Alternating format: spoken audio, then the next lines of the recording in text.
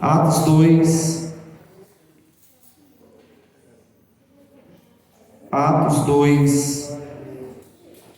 versículo 42 a 47. Atos 2, capítulo 2, versículo 42 do Avante ao verso 47, diz o texto. Vou esperar mais um pouquinho. Amém? Pode ler?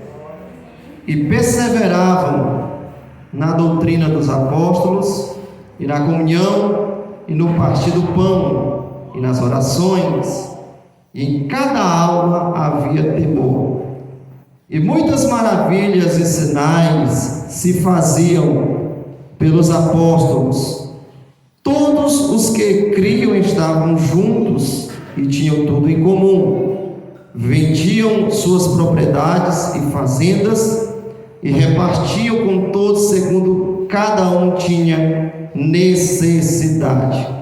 E perseverando unânimes todos os dias do templo e partindo o pão em casa, comiam juntos com alegria e singeleza de coração, louvando a Deus e caindo na graça de todo o povo.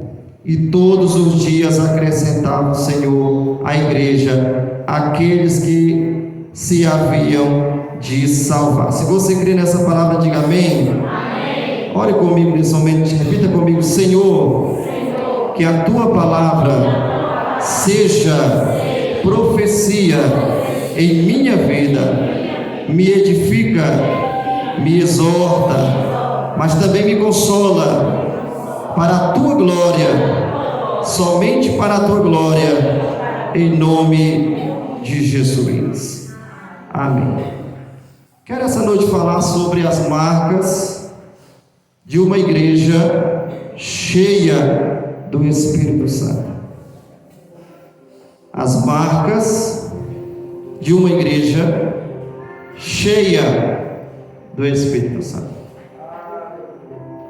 Qual é a concepção que nós temos de ser cheio do Espírito Santo? Segundo o movimento pentecostal, na cabeça de muitos, na concepção de muitos, ser cheio do Espírito Santo é ser usado por Deus com algum dom espiritual.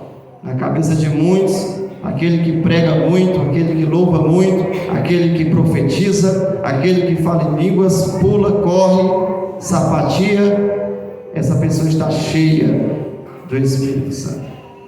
Nós erramos em atribuir a manifestação e a ação do Espírito Santo a movimentos carismáticos, aos dons espirituais. Os dons espirituais são ferramentas que Jesus disponibilizou para a igreja, para que a igreja tenha condição de fazer a obra missionária. Nós não estamos aqui querendo se desfazer dos dons espirituais, mas precisamos entender que a ação de ser cheio do Espírito Santo, ela vai muito além do que a manifestação dos dons espirituais. Nós podemos olhar para essa igreja de Atos capítulo 2 e os versos de número 41 a 47 e ficarmos aqui maravilhados e aprendemos aqui muitas lições e entendemos o que significa ser cheio do Espírito Santo. Em primeiro lugar, é necessário entendermos que a igreja, ela nasceu no Pentecostes. A igreja nasce no capítulo 2 do livro de Atos.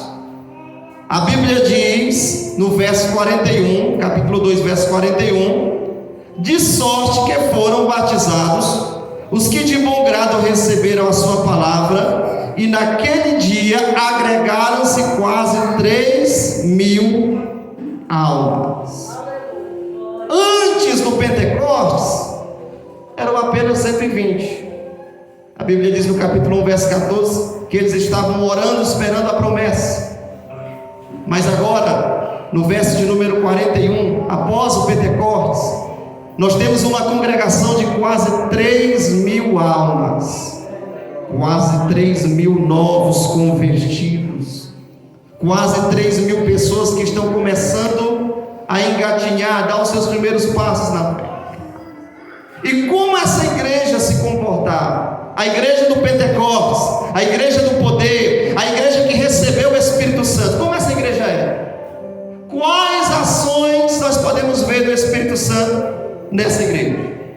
Primeiro, o zelo pela palavra de Deus. A Bíblia diz no verso de número 42, correção, o verso 42 na parte A: e perseveravam na doutrina dos apóstolos. Segundo a tradução da Bíblia de Estudo Judaica, a tradução da Bíblia de Estudo Judaica diz: e permaneciam fiéis ao ensino dos emissários. Então essa igreja é uma igreja que tem apreço pela Bíblia. Essa igreja é uma igreja que tem apreço e zelo pela palavra de Deus. Segundo diz o reverendo Hernando Dias Lopes, eu gosto muito de ler os seus livros, e alguns jargões eu acho interessante. Ele diz que é preciso ter fogo no coração, mas é preciso ter luz na mente. Somente fogo no coração e uma mente em trevas, obscurecida por falta de entendimento, produzirá uma pessoa fanática. Somente luz na mente, não tendo fogo no coração, produzirá uma pessoa fria, uma pessoa com conhecimento, mas sem fervor espiritual. Então é preciso das duas coisas. É preciso ter luz na mente, mas é preciso ter fogo no coração. Existe um movimento, se a gente se aprofundasse um pouco sobre a história da igreja, uma das matérias da teologia é eclesiologia, o estudo sobre a igreja. Quando nós acompanhamos os acontecimentos acerca da história da igreja, nós vamos entender que no final do século 17, na Inglaterra, surgiu um movimento perigoso, no final do século 17, nos meados do século 17, chamado pietismo. O que dizia o pietismo?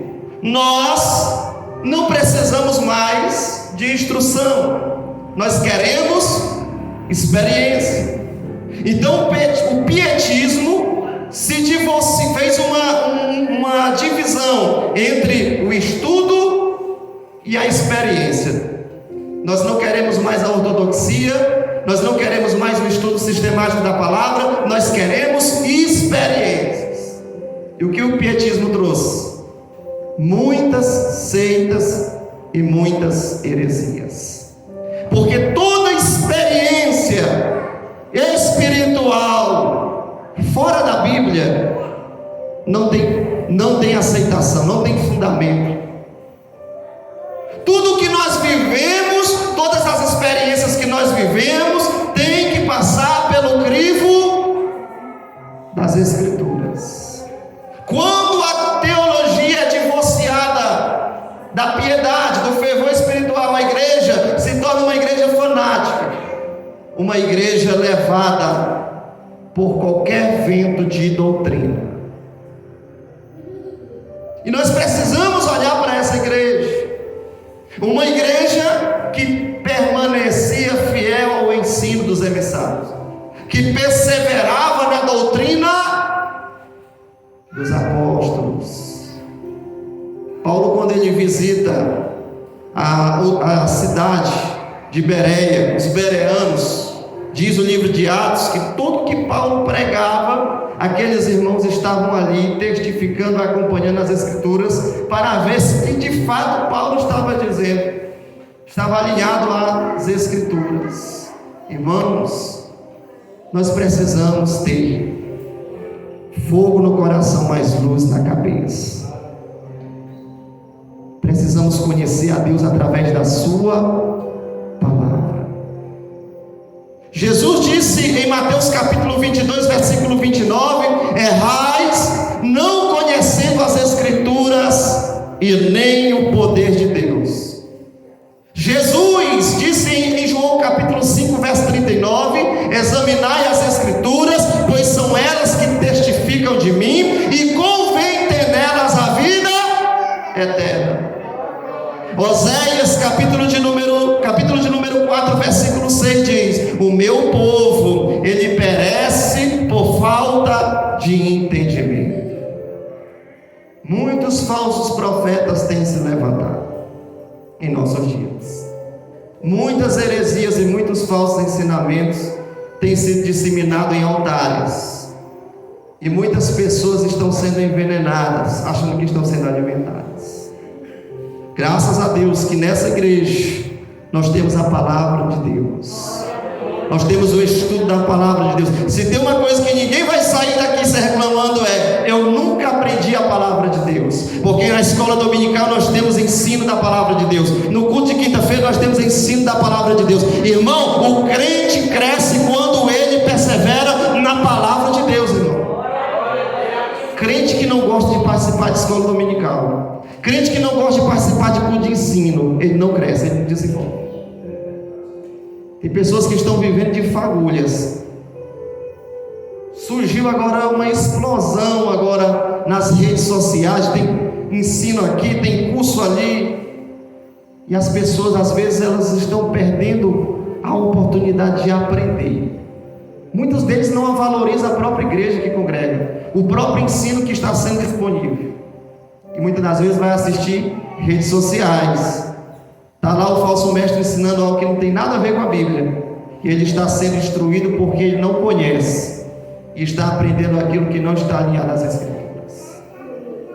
É preciso valorizar a igreja que você congrega, é preciso valorizar a escola bíblica dominical, é preciso valorizar os cultos de ensino, irmão, porque senão é impossível você crescer espiritualmente. Essa igreja é uma igreja cheia do Espírito Santo, e a primeira evidência de uma igreja cheia do Espírito Santo é o zelo pela palavra de Deus. Sabe o que é que o pietismo ensinava? Nós queremos experiência, nós não queremos mais ortodoxia, nós não queremos mais ensino, nós não queremos mais instrução, nós queremos experiência. O que as pessoas estão querendo hoje? As pessoas estão querendo experiências. Eu vou para a igreja, eu não senti nada naquele dia. Irmão, ser cristão não é viver embasado pelo emocionalismo, irmão. Porque você pode ter certeza que o pai de santo ele sente, o macumbeiro ele sente, o espírita ele sente. Se você sentar na frente de uma TV para assistir um filme de ação, o cabelo do braço vai arrupiar, você vai sentir alguma coisa, porque é emoção.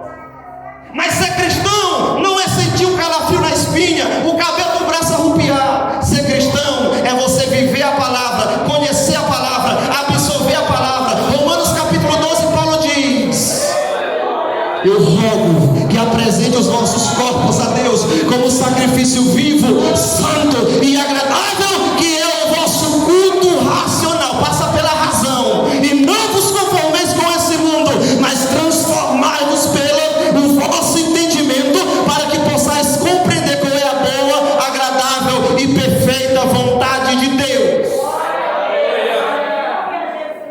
Se preocupe com sentir, não, se preocupe com entender. Não se preocupe com sentir, se preocupe com entender. Porque quando o conhecimento é processado na mente, o conhecimento processado na mente gera entendimento, o entendimento gera edificação, a edificação gera alegria, a alegria gera fervor espiritual, o fervor espiritual gera um coração em chamas. Não aceite sair da igreja sem entender a palavra de Deus. Busque a iluminação do Espírito Santo. Fale para Deus: Senhor, ilumina a minha mente, eu quero entender a tua palavra. Segunda marca de uma igreja cheia do Espírito Santo. Uma igreja cheia do Espírito Santo é uma igreja que desfruta de uma profunda comunhão. O verso de número 42 diz: perseveravam na doutrina dos apóstolos e na comunhão. Perseveravam na doutrina dos apóstolos e na comunhão.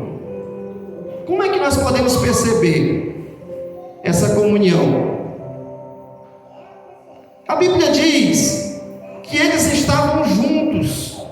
Verso 43, em cada alma havia temor, muitas maravilhas e sinais se faziam pelos apóstolos, todos os que criam estavam, verso 44, correção, verso 44 diz, todos os que criam estavam juntos. A palavra comunhão do grego é koinonia, significa um relacionamento extrapessoal. Eu não tenho comunhão sozinho, para me ter comunhão eu preciso me relacionar com as pessoas.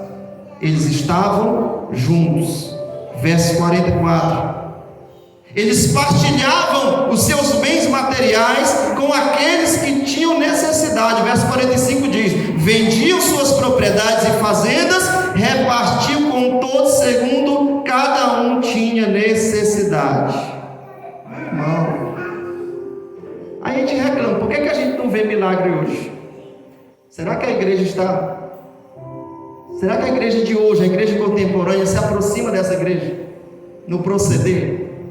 Eles estavam juntos, eles não tinham apego com as coisas materiais, porque eles vendiam suas propriedades, ajudavam conforme cada um daqueles que estavam entre eles tinha necessidade, eles estavam unidos na adoração. O texto diz no verso 46, perseverando unânimes de todos os dias no templo. A igreja estava unida, irmão. Sabe o que é isso? Comunhão. Uma igreja unida jamais será vencida. Eu olho para Gênesis capítulo 11, quando eu vejo Nimrod convocando uma multidão de pessoas para edificar uma torre. Eles queriam construir uma cidade no alto de uma torre. E ali Deus desce. E ali Deus confunde a língua daqueles homens. E a Bíblia diz no capítulo 11 do livro de Gênesis, versículo de número 8, 7 e 8, que a construção cessou. Por quê? Porque eles já não falavam mais a mesma língua. Irmão, essa igreja de Atos, capítulo 2, é uma igreja que estava unida. Era uma igreja que ajudava uns aos outros. Era uma igreja que estava em sintonia com o mesmo pensamento, com o mesmo coração, unânimes. Eles tinham o mesmo pensamento. Não adianta, irmão, tentarmos vencer o inferno se nós estivermos divididos. Todo reino dividido não subsistirá, irmão. É como tentar enxugar gelo, é como tentar dar mão em ponta de faca, irmão. Essa união não é uma união apenas material, corporal, presencial, física. Essa união é uma união que envolve o coração, a mente. Porque se nós estivermos aqui fisicamente, mas se nós estivermos desunidos espiritualmente, nós não falarmos a mesma língua, os céus não se abrem, os céus não se movem. É preciso viver uma comunhão verdadeira. No Salmo 133, o Salmo de Davi, Salmo 133 foi escrito por Davi. Davi diz: oh, quão bom e quão suave é que os irmãos vivam em união. É como óleo precioso que desce sobre a cabeça e sobre a orla de Arão e desce pelas suas vestimentas. É como o orvalho que desce sobre Hermon e sobre Sião. Deus ordena a sua bênção e a vida. Salmo 133 foi escrito por Davi. E Davi sabia muito bem o que era conviver em um lar destruído. Olha para os filhos de Davi, olha para a família de Davi. Nós vamos ver Absalão matando Aminon. Nós vamos ver Adonias tentando usurpar o trono de Salomão. Uma casa destruída, uma casa dividida. E Davi, ele olha e ele escreve dizendo: oh, quão bom e quão suave é que os irmãos vivam em união. Sabe o que é isso? A comunhão. E ele compara a comunhão como o óleo que desce sobre a cabeça de Arão. Êxodo capítulo de número 30, se não falha a memória, o verso 29, quando Arão ele recebeu sobre a sua cabeça o óleo da unção. Sumo sacerdote Arão, consagrado. O cheiro do óleo da unção, o óleo da unção escorrendo sobre a cabeça do sumo sacerdote, pela sua barba, pelas suas vestes, o cheiro do óleo exalava, e todas as pessoas que estavam ali sentiam o aroma agradável, refrescante do óleo da unção. E Davi está dizendo: a comunhão, ela é agradável como o óleo da unção. A comunhão exala um bom cheiro, um cheiro agradável diante de Deus. A comunhão é como o óleo da unção que contagia todos os que estão em sua volta. A comunhão é como o orvalho que descia sobre o monte Hermon, que ficava sobre o extremo norte de Israel. O orvalho que caía e produzia refrigério. Assim é a comunhão, irmão. Aonde há comunhão há refrigério, aonde há comunhão há harmonia, aonde há comunhão há uma sensação agradável de estarmos, irmãos. Mas quando não há comunhão, o clima fica pesado, irmão. Quando não há comunhão, o clima fica pesado, o clima não é agradável, o clima não é bom. É preciso vivermos em comunhão. É preciso olharmos para esta igreja, aprendermos com esta igreja. É preciso amar o seu irmão. Jesus disse em João capítulo 13, versículo 35, que a maior evidência que somos discípulos é quando nós amamos o nosso irmão, é quando nós temos comunhão. Nós precisamos dessa comunhão, irmãos, porque sem essa comunhão não adianta orar, não adianta fazer campanha de oração, não adianta estarmos aqui. Seria perder o nosso tempo de estarmos aqui se não houver uma comunhão. Comunhão sincera, não a comunhão hipócrita. Não adianta estar fisicamente e estar dividido. E eu vou falar. Terceiro lugar, a igreja cheia do Espírito Santo, ela persiste também nas orações. O que diz o verso 42 na parte final? O que diz a parte final do verso 42? Perseveravam na doutrina dos apóstolos, na comunhão, no partir do pão e nas orações. A igreja recebeu o Pentecoste em oração. Atos 1,14, eles estavam ali no cenáculo, orando, todos com o mesmo pensamento, propósito em oração, aguardando a promessa. Atos 1,14. Atos capítulo 2, o Espírito Santo desce. Atos capítulo 3, versículo 1, a liderança da igreja é uma liderança exemplar. Por isso Pedro e João, a hora nona, às 3 da tarde, eles sobem ao templo para orar. Atos capítulo 4, verso 31, a Bíblia diz que a igreja ora e o lugar que eles estavam reunidos treme e o Espírito Santo desce. Atos capítulo 6, versículo 4, a Bíblia diz que os apóstolos chegaram a um consenso: vamos levantar entre esses homens 7 homens de boa reputação, cheios do Espírito Santo, cheios de sabedoria. E quanto a nós, vamos fazer o quê? Quanto a nós, nos consagraremos ao ministério da oração e da palavra.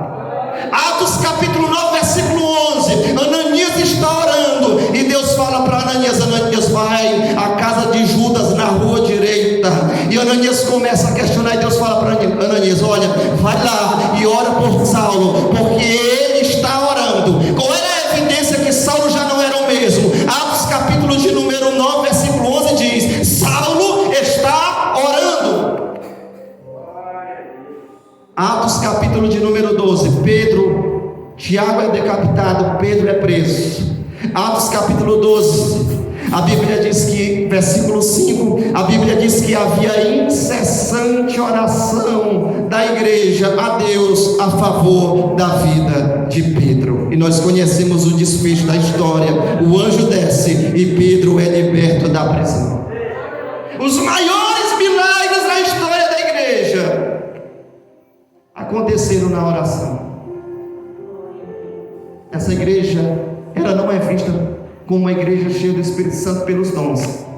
Essa igreja é vista como uma igreja cheia do Espírito Santo pelo zelo pela palavra, pela comunhão que ela desfruta e por ser uma igreja que tinha compromisso com Deus na oração, de joelho.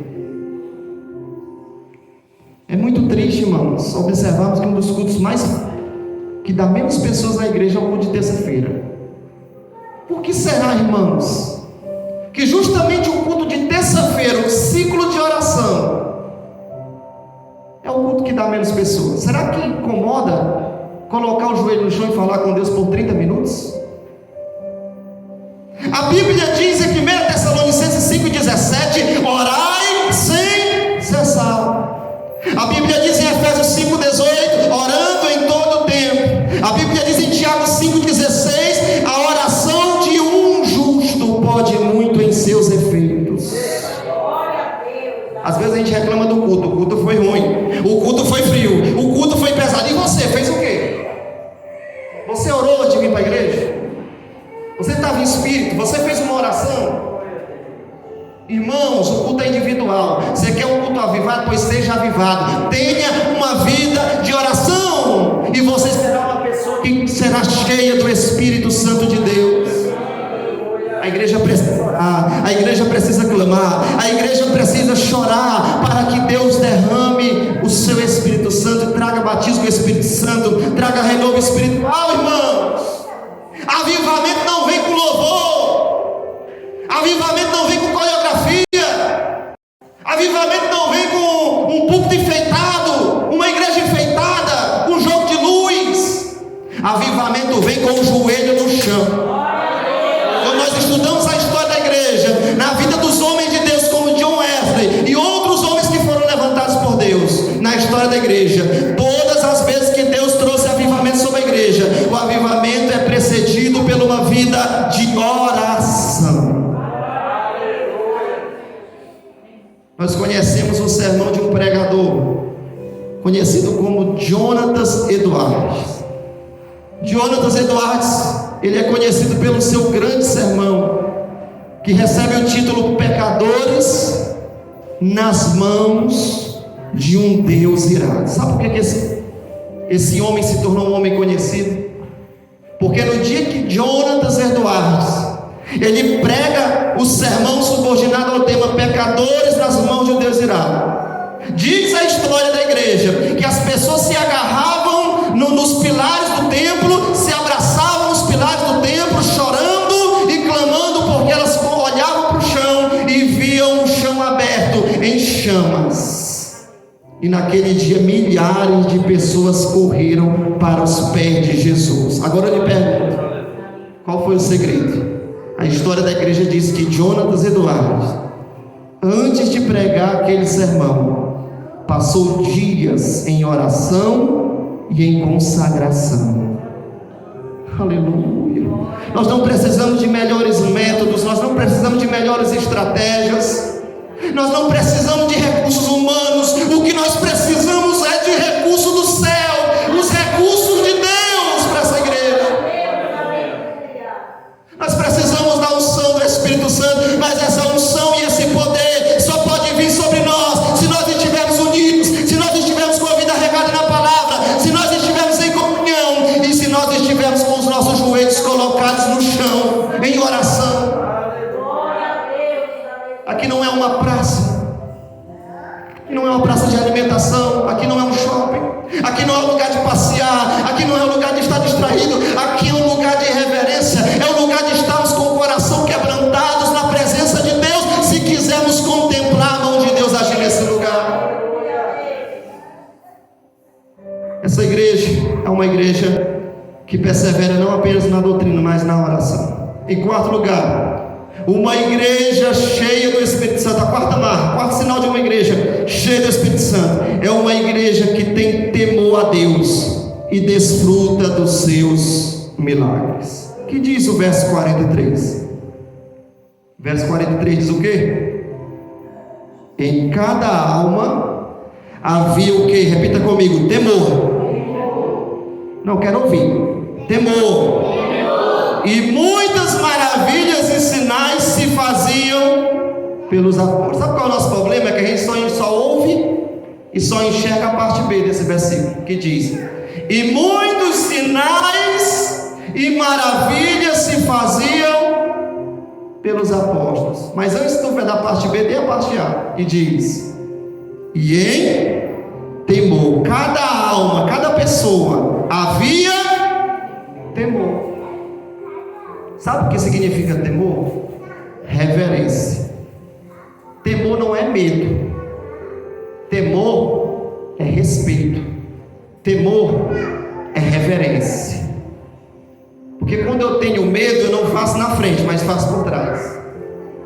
Mas quando eu tenho reverência, eu nem faço na frente e nem faço por trás, nem faço na presença e nem faço na ausência, porque o meu coração está tomado de reverência e de temor. Deus não quer que você tenha medo dele. Deus não quer ser visto por você como um algoz, um carrasco, que está ali com um razorrague na mão, pronto a te chicotear. Deus não quer que você tenha medo dele e que você olhe para ele dessa forma. Mas Deus se agrada quando o seu coração está cheio de reverência, coração cheio de temor. E já dizia o sábio Salomão em Eclesiastes 5, verso 1: guarda os teus pés quando entrares na casa do Senhor. Inclina-te a ouvir, porque não sabe aqueles que estão oferecendo sacrifício em vão. Irmãos, esse lugar é um lugar santo, esse lugar é um lugar sagrado, esse lugar é um lugar que nós entramos com o coração cheio de temor, cheio de respeito, cheio de reverência, irmão. Teve um pregador coreano que veio pregar no Brasil, e esse pregador coreano disse que uma das igrejas que ele mais ficou escandalizado foi aqui no Brasil, porque ele via as pessoas se levantar, as pessoas andavam para um lado, as pessoas andavam para o outro, ou se conversavam, irmãos. Ele ficou escandalizado com o nosso país, com a igreja brasileira, pela falta de reverência. Vá para o culto na Coreia do Sul. Vá para o culto na Coreia do Sul, para uma igreja, para você ver como é que os coreanos adoram a Deus. Cheio de reverência, irmãos, cheio de temor, cheio de respeito. Sabe por que Deus não opera mais? Não vou dizer que não opere mais. Sabe por que não vimos hoje como acontecia naquela época? Não vou nem dizer no tempo da igreja primitiva, eu vou dizer há 20 anos atrás. Sabe por quê? Porque está faltando temor nas igrejas, está faltando reverência, está faltando respeito. As pessoas estão tratando Deus de qualquer forma. Igrejas aonde não se há mais respeito pelas coisas de Deus. Tem pastor que está colocando no púlpito da igreja funk gospel, músicas que estão imitando as coisas do mundo. Pessoas que entram na igreja conversam mais do que adoram. Passa o culto todo se levantando, passa o culto todo olhando para o celular, passa o culto todo conversando, cutucando quem está do lado. Guarda teus pés quando entrares na casa do Senhor. Quer contemplar milagre, quer contemplar cura, quer contemplar batismo com o Espírito Santo? Então entre nesse lugar com o coração cheio de reverência na presença de Deus. Êxodo capítulo 3, versículo 5. Moisés está no Monte Horebe. Moisés contempla a sarça pegar fogo e o fogo não consumia a sarça. Quando Moisés se aproxima, Êxodo capítulo 3, versículo 5 diz que Deus fala com Moisés: Moisés, tira as sandálias dos teus pés, porque a terra que tu estás, o lugar que tu pisa é santo. Aleluia, é reverência, irmão. É comunhão, é oração, é zelo pela palavra. É isso que Deus quer de nós, para que a igreja desfrute da manifestação e do poder do Espírito Santo. Então tenha reverência, adore ao Senhor, glorifique ao Senhor, mas glorifique e adore ao Senhor com reverência. Em quinto lugar, a quinta marca de uma igreja cheia do Espírito Santo: uma igreja cheia do Espírito Santo tem disposição para adorar a Deus. Eu vou aqui simplificar. Uma igreja cheia do Espírito Santo é uma igreja comprometida com a adoração. Uma igreja cheia do Espírito Santo é uma igreja comprometida com o que, pastor? com adoração. O que diz o verso 46? Olhe para a sua Bíblia. Verso 46 diz o quê? E perseveravam unânimes, e todos os dias, aonde, irmão? No templo. Sabe o que é isso? Adoração. Todos os dias eles estavam juntos, todos os dias eles repartiam o pão, de casa em casa, mas também todos os dias eles estavam no templo. Uma igreja comprometida com a adoração. Ser cristão é ter compromisso com Deus, irmãos. Ser cristão é ter uma vida comprometida com o culto, com a adoração. Você não passa um mês sem comer, você não passa um mês sem beber, você não passa uma semana sem ir para o seu trabalho secular. E por quê? Que muitas pessoas querem passar meses sem ir para a igreja, semanas sem ir para a igreja, porque não tem compromisso com a adoração. Isaías 45, versículo 20 diz: congregai-vos e vinde, vós que escapades das nações. Pastor, mas é Velho Testamento. Tá bom, vou te dar Novo Testamento. Hebreus 10 e 25 diz: não deixando a congregação como é costume de alguns, antes exortando uns aos outros, para que aquele dia, o dia do Senhor, enquanto o dia do Senhor se aproxima. Hebreus 10 e 25 diz que nós não devemos deixar a congregação, irmãos. Tem que ter compromisso, tem que congregar, tem que adorar, tem que buscar a Deus. Assim como você não fica sem comer, assim como você não fica sem beber, assim como você não fica sem trabalhar, não fique sem ir à igreja que você congrega, irmão. Eu falando isso aqui, está sendo gravado, vai ser postado. É uma verdade. Nós não podemos viver uma vida relaxada, um cristianismo relaxado, sem compromisso com Deus. Eu vou na igreja quando der certo. Não deu para mim ir na terça, não deu para mim ir na quinta. Se der certo, quem sabe eu vou domingo. Mas se não der certo para ir domingo, eu vou na outra semana. Sabe o que é isso? Falta de compromisso com a adoração. Essa igreja era uma igreja que todos os dias estavam servindo a Deus no templo. Adoração. Aleluia. Aleluia. Quando nós estamos no primeiro amor, irmãos, é tão maravilhoso. Quando nós estamos no primeiro amor, quando o relógio vai se aproximando das 18 horas, já começa aquele entusiasmo, aquela alegria. Hoje eu vou para a igreja, eu preparei esse hino hoje eu vou louvar esse hino, vai ser tão gostoso, vai ser uma bênção. Eu preparei uma saudação hoje, eu quero que Deus me use. Eu preparei uma palavra para hoje. Eu quero ir hoje para a igreja para me adorar, eu quero ouvir o pastor pregar, eu quero ouvir aquela irmã cantar. Sabe o que é isso? É entusiasmo pelo primeiro amor, desejo e vontade de estar na casa e na presença do Senhor. Isso é compromisso com a adoração. A Bíblia diz no Salmo 122, versículo 1: alegrei-me quando me disserem, vamos à casa do Senhor. Eu não sei o que foi que aconteceu com esse salmo, porque se esse salmo for aplicado na vida de algumas pessoas, ele seria interpretado da seguinte forma: entristecei-me quando me disserem, vamos à casa do Senhor. Tem gente que fica com raiva. Irmão, não lhe vi mais na igreja. O que está acontecendo? Não lhe vi mais no culto. Já fecha a cara, já fica emburrado. Eu não fui porque não deu certo. Eu estava ocupado. Mas quem sabe na semana que vem eu vou. Deus me conhece, Deus sabe, Deus conhece mesmo, irmão. Deus conhece mesmo. Se tem uma pessoa que conhece, é Deus. E a Deus ninguém engana. Tem que ter compromisso, irmão. Tem que ter alegria, tem que ter entusiasmo, tem que ter desejo de estar na casa do Senhor. O salmista no Salmo 27, versículo 4 diz: uma coisa pedirei e buscarei, o quê? Que possa estar todos os dias na casa do Senhor, aprendendo e contemplando a beleza da sua formosura. Não é apenas pedir, é buscar.